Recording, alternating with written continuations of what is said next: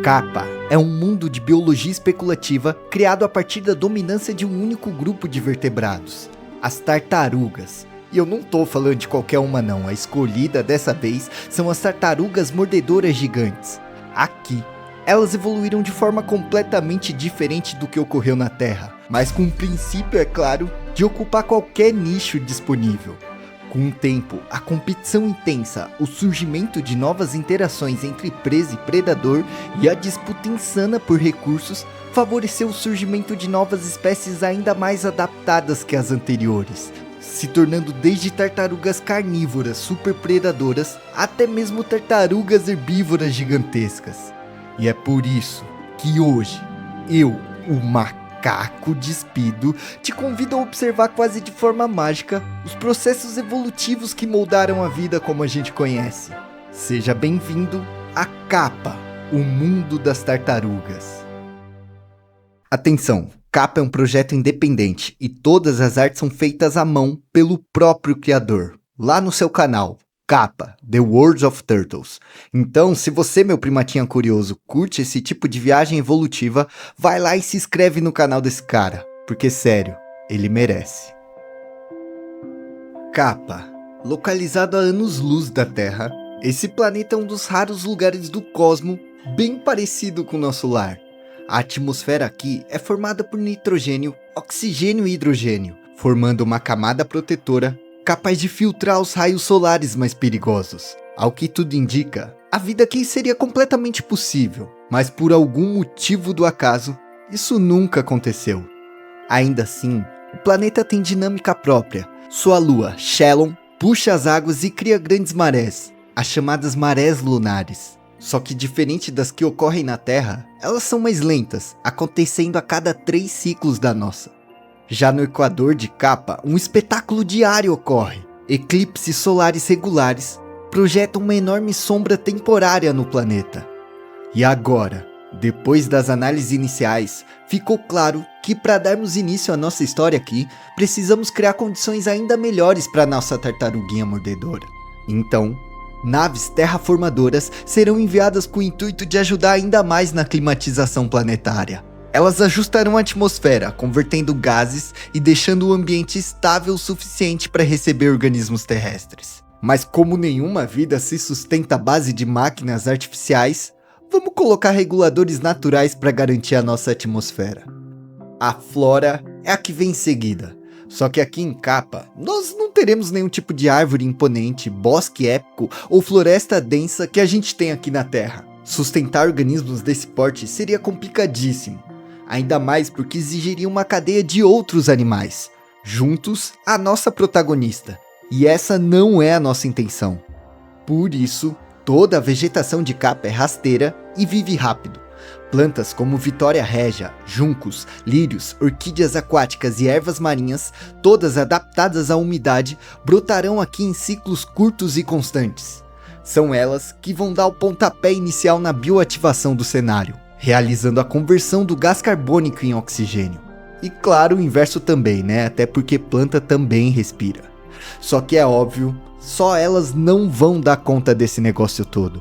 Fitoplânctons, algas verdes e vermelhas, também entrarão em cena ajudando na conversão gasosa.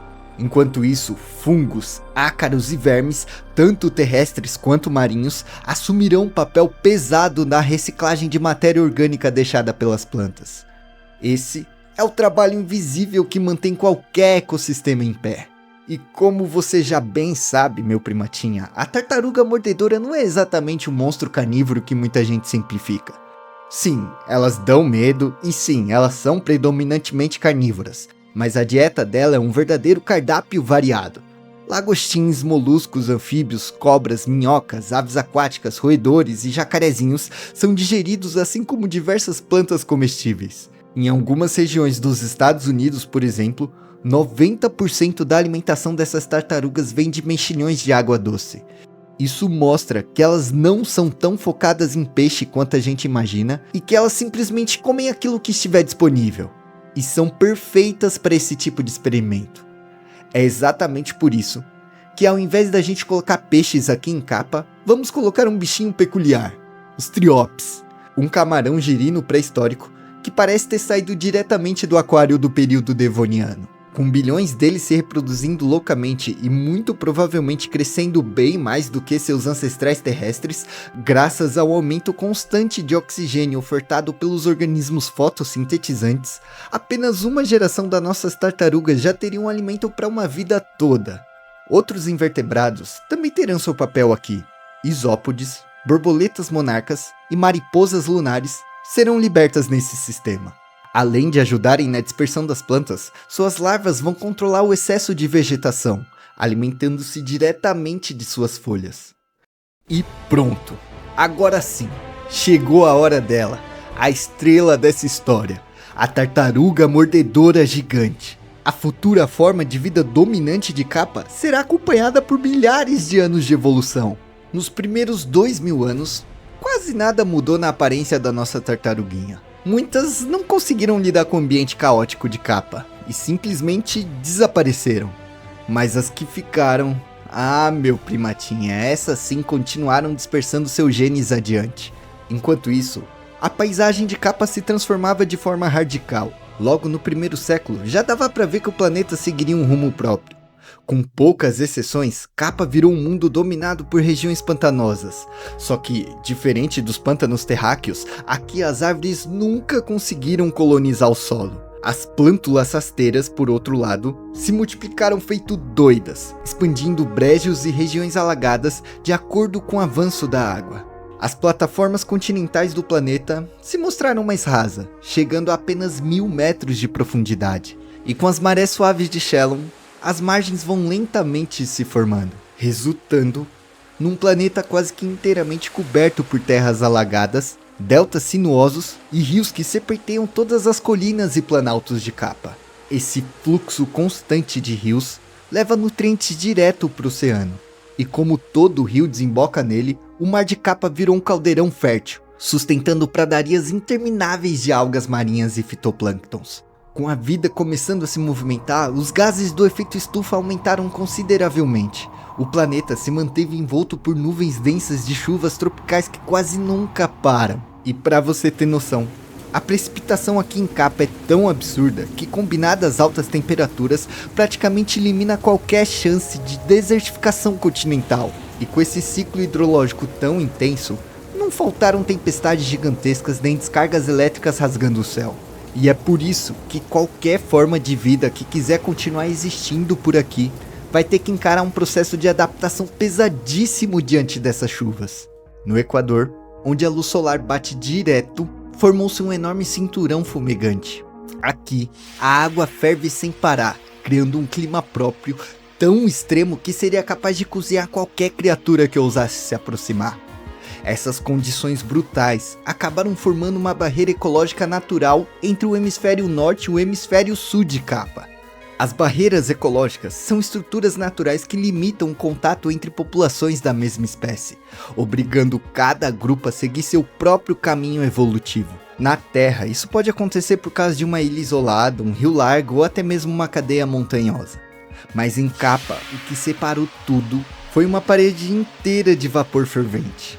Foi exatamente essa divisão que empurrou as primeiras tartarugas de Kappa a se especializarem de forma completamente diferentes. Enquanto isso, nos polos, eventualmente surgem pântanos gelados, lembrando até uma tundra terrestre. A diferença é que, embora essas regiões até congelem durante o inverno, o calor global de Kappa não permite que isso dure muito tempo. O frio chega, mas logo vai. E conforme a gente vai se afastando das áreas frias e voltando para as regiões mais equatoriais, o planeta começa a revelar outro tipo de paisagem surreal. Declives fluviais colossais, tão grandes que lembram até versões alienígenas das cataratas do Iguaçu. Aqui, rios carregados de sedimento despencam de plataformas inteiras, criando muralhas de água que caem sem parar. O som ecoado viaja por quilômetros, levando enormes massas de partículas de água que se unem em nuvens densas. E apesar dessa beleza única, essas quedas de água não são tão raras aqui. Em Kappa, onde o relevo é suave, mas o volume de água é absurdo, essas mega cataratas surgem sempre que o Planalto encontra um vale recém-alagado, E com as chuvas intermináveis alimentando os rios, essas formações estão sempre mudando, cavando novos caminhos, inundando áreas inteiras e criando corredores naturais, perfeitos para a dispersão de plantas, micro-organismos e, claro, tartarugas. E por falar em tartaruga, chegou a hora da gente explorar as primeiras adaptações e radiações visíveis das tartarugas mordedoras de capa. Com um ambiente relativamente estável, uma oferta absurda de alimento, a população de tartarugas simplesmente explodiu. E quanto mais esses novos indivíduos se arriscavam por biomas diferentes, explorando recursos novos, mais a seleção natural começava a afiar as características de cada grupo. Nos primeiros 100 mil anos de evolução, as mudanças morfológicas não foram tão drásticas assim.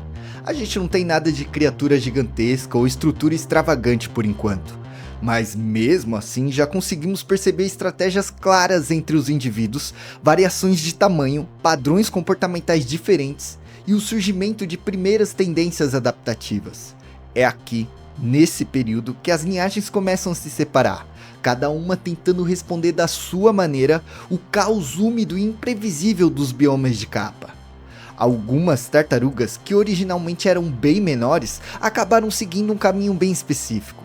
Por serem rápidas e leves, se tornaram predadoras rápidas, perfeitas para caçar triópses em águas rasas. Já outras, fenotipicamente maiores, trilharam outro rumo. Elas também comiam triópses, mas isso não era suficiente para sustentar o corpo tão robusto dessas criaturas.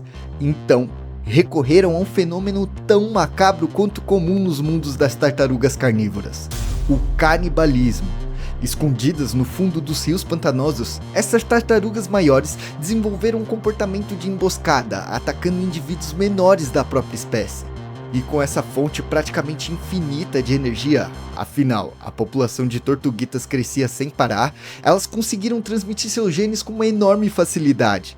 Essa pequena dança entre presa e predador acabou virando uma pressão seletiva brutal. E nesse jogo, a única forma de sobreviver a uma tartaruga canibal gigantesca era sendo ainda maior que ela. A lógica evolutiva era simples. As pequenas, se não se escondiam, eram devoradas. As médias não tinham efeito nenhum. E só as enormes conseguiam sobreviver tempo bastante para deixar descendentes. Com o passar das gerações, isso empurrou todo o grupo para o caminho inevitável. Elas ficaram mais lentas, mais pesadas, mas exibiram uma tendência cada vez mais evidente ao gigantismo. E lembrando, elas não ficaram gigantes porque necessitavam ficar gigantes, mas ficaram gigantes porque foram as únicas a sobreviverem. Enquanto isso, outro grupo tomou um rumo totalmente diferente das demais. Algumas tartarugas que migraram para áreas repletas de algas, por um verdadeiro milagre evolutivo, começaram a consumir não apenas triópses, mas especialmente algas e micro-organismos abundantes. Foi esse exato comportamento que mudou tudo entre esses répteis. Mesmo continuando carnívoras, aquelas que conseguiam digerir facilmente as plantas aquáticas em capa, um recurso praticamente ignorado por outros seres vivos, acabaram crescendo em número muito mais rápido do que qualquer outro grupo. Sem quererem, por puro instinto de sobrevivência, esse grupo acabou descobrindo a maior fonte de energia de todo o planeta. As águas e micro-organismos de capa eram tão abundantes que bastava abrir a boca e engolir água para garantir alimento para o ano inteiro. E como essas tartarugas eram naturalmente mais pacíficas, a única defesa real foi o desenvolvimento do gigantismo. Com o tempo, elas se tornaram enormes, vivendo em grandes manadas onde dezenas, ou até mesmo centenas delas, formavam juntas um paredão vivo capaz de intimidar qualquer tartaruga carnívora que tentasse predá-las. Em terra firme, algumas tartarugas começaram a passar cada vez mais tempo fora da água, e mesmo ficando significativamente menores que seus ancestrais, aqueles com membros mais articulados e alongados, perfeitos para uma locomoção em solo irregular, conseguiam transmitir seus genes em terra com facilidade. Essas pernas mais flexíveis permitiram que elas explorassem áreas secas, ladeiras suaves e até pequenos barrancos formados pelos rios de capa. Com esse novo espaço aberto, vários grupos seguiam caminhos diferentes. Alguns especializaram na caça de lagartas, borboletas, mariposas e outros invertebrados terrestres, virando predadores discretos, rápidos e oportunistas. Outros, inspirados pelo mesmo processo quase que milagroso, que permitiu o herbivorismo em um dos seus parentes aquáticos, começaram também a consumir plantas terrestres. No início, era só um comportamento, mas com o tempo algumas linhagens foram ficando cada vez mais eficientes na digestão dessas folhas. Um recurso extremamente estável e quase que inesgotável no ambiente terrestre. Todas essas criaturas, de jeito ou de outro, acabaram desenvolvendo alguma habilidade de escavação, já que as tartarugas por si só são boas escavadores e aqui em Capa elas precisavam se proteger das tempestades absurdas que rolava. Só que algumas tartarugas levaram isso a outro nível.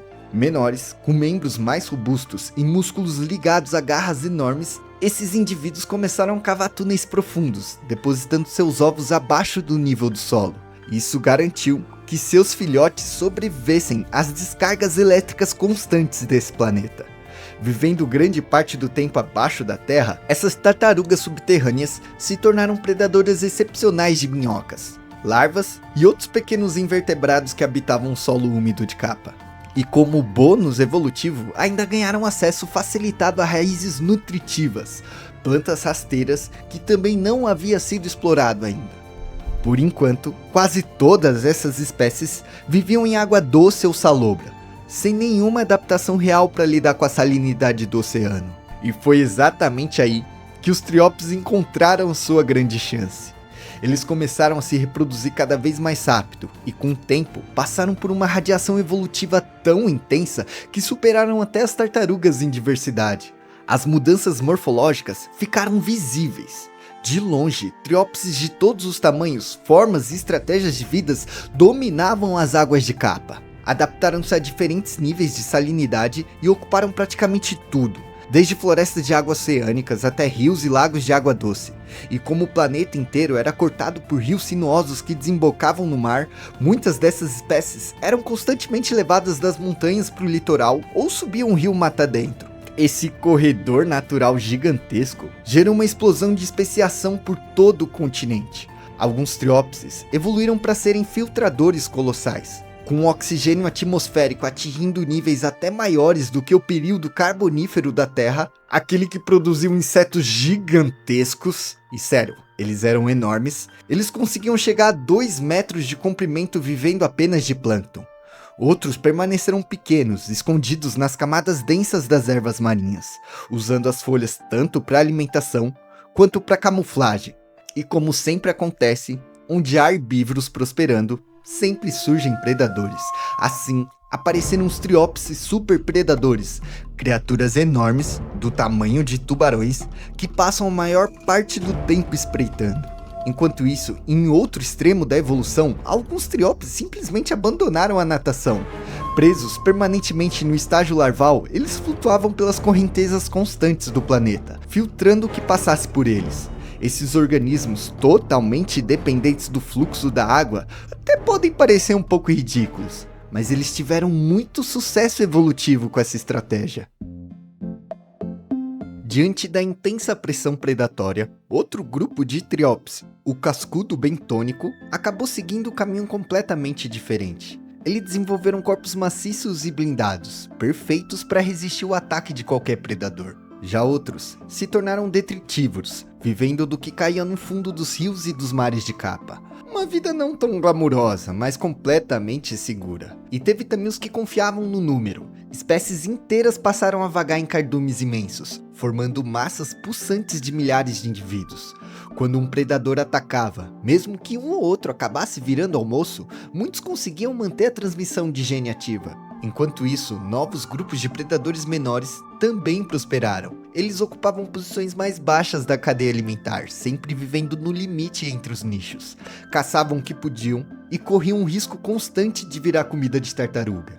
Para sobreviver, muitas dessas espécies começaram a se esconder em tocas na areia ou no fundo do mar. Cavadas por eles mesmos ou roubadas de outros animais, esses abrigos protegiam não só dos predadores, mas também das famosas tempestades violentas que varriam Capa. E com a quantidade absurda de recursos no ambiente terrestre, alguns triópses deram um salto evolutivo ousado, se tornando anfíbios, dominando a água e a terra. Ainda assim, passavam a maior parte do tempo em água, mas eram perfeitamente capazes de se locomover em solo úmido, percorrendo pequenas distâncias em busca de novas poças, pântanos e até mesmo lagoas, algo simplesmente impensável para outros invertebrados. Essa expansão abriu caminho para os Triópses ocuparem praticamente cada ecossistema possível de Capa, e ao mesmo tempo, pressões completamente novas começaram a se formar sobre as tartarugas. E é claro que ainda falta falar sobre a evolução de outros seres que soltamos juntos com as primeiras tartarugas. Sem os pássaros, sem morcegos, sem nenhum animal insectívoro competindo no ar, as borboletas e mariposas se tornaram soberanos nos céus de Capa. O que, convenhamos, não quer dizer muita coisa, já que essa criatura era constantemente vulnerável a tempestades violentas e mudanças climáticas repentinas da atmosfera do planeta. Descendentes de animais de vida curta, as mariposas lunares de Capa acabaram seguindo um caminho bem diferente das nossas. Elas não migram constantemente e, ao invés disso, a pressão climática selecionou aquelas capazes de se esconder rapidamente ou até mesmo cavar pequenos buracos para se esconder das descargas elétricas que rasgam o céu. E assim, depois que a tempestade passa, elas voltam frenética para o céu, buscando flores, sais minerais e tudo que escorre pelos rios recém-agitados. Depois de mais de 200 mil anos de condições relativamente estáveis, os insetos de Capa fizeram algo ainda mais surpreendente. Elas simplesmente sincronizaram seu relógio biológico com a tempestade sazonal do planeta. Muitas passaram a iniciar a fase de pupa justamente quando as chuvas chegavam, entrando numa espécie de cápsula natural de proteção, quase como um abrigo biológico contra esse caos. Quando o céu finalmente se acalmava, elas emergiam, renovadas e prontos para recomeçar o ciclo da vida. Algumas dessas espécies acabaram se tornando verdadeiras gigantes. Com a alta concentração de oxigênio na atmosfera, certas borboletas atingiam envergaduras que rivalizavam com as águias terráqueas. Outras seguiam um caminho bem mais sombrio. A partir do processo lento e gradual, algumas começavam a se alimentar dos corpos de outras borboletas. Aproveitando qualquer oportunidade, com o tempo surgiram linhagens carnívoras, selecionadas para possuir estruturas pontiagudas capazes de perfurar desde mariposas até mesmo filhotes de tartaruga. E o sucesso das borboletas e das mariposas não foi um completo acaso. Capa tinha matéria verde para dar e vender, e suas lagartas quase nunca enfrentavam competição real. Pelo menos não no começo. Só que o inevitável aconteceu. As populações começavam a ultrapassar a capacidade do ambiente e assim abriu caminho para novas adaptações. Algumas lagartas passaram por um processo evolutivo único, tornando-se completamente neotênicas. Lagartas que nunca se transformarão em borboletas. Presas sob esse estágio larval, elas aproveitaram essa oportunidade para virar generalistas, comendo praticamente de tudo que se acumula pelo solo. E isso inclui matéria verde, carcaça de Triópses e até mesmo restos de tartaruga. A vida vegetal de Capa também começou a mudar profundamente. Com altos níveis de gás carbônico e chuvas constantes, as plantas dominaram praticamente tudo nesse planeta. Nos oceanos, as gramas marinhas, favorecidas pelos recifes rasos, se espalharam cobrindo o leito como se fosse um tapete vivo. Esse lugar virou habitat e alimento para inúmeros tipos de Triópses. Era o começo de uma relação simbiótica magnífica, onde animais forneciam nutrientes através de suas fezes e em troca ajudavam na dispersão dessas plantas, quase como se fosse uma polinização aquática primitiva. Algumas algas também evoluíram para ter caules grossos, capazes de suportar regiões intensamente agitadas pelas tempestades. Outras escolheram um caminho oposto, crescendo mais rápido do que a própria destruição. Com o aumento de animais polinizadores, mariposas, borboletas e suas versões gigantes, as plantas com flores como as vitórias régias viveram seu ápice evolutivo. As orquídeas, especialmente, passaram por uma radiação fantástica. Algumas desenvolveram estruturas radiculares aéreas, que funcionam como uma espécie de âncora, mantendo-nas presas mesmo diante das tempestades mais violentas de Capa. Elas prosperam no calor úmido e foram uma das poucas plantas que conseguiam se estabelecer perto dos jatos de vapor do cinturão equatorial. Os juncos e as tábuas, por sua vez, encararam um processo seletivo pesadíssimo. Nas regiões mais afetadas por ventos fortes, alguns grupos desenvolveram caules lenhosos e resistentes, provando mais uma vez a grande plasticidade evolutiva dos vegetais. E por enquanto, tudo parecia estável dentro do caos natural de Capa. Foi justamente aí que um dos maiores motores evolutivos da vida decidiu entrar em jogo. No fundo dos oceanos, Capa começou a revelar enormes falhas tectônicas se abrindo lentamente.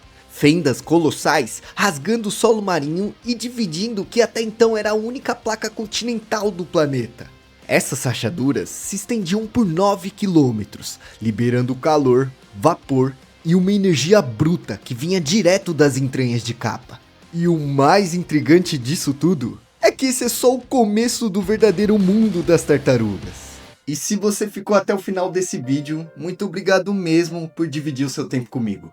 E claro, se gostou desse vídeo, passa lá no canal desse gringo safado e dá aquela fortalecida porque o cara merece. Se você quer ver mais desse vídeo aqui no canal, não esquece de deixar aquele like, aquele hype e compartilhar para quem gosta também desse tipo de coisa.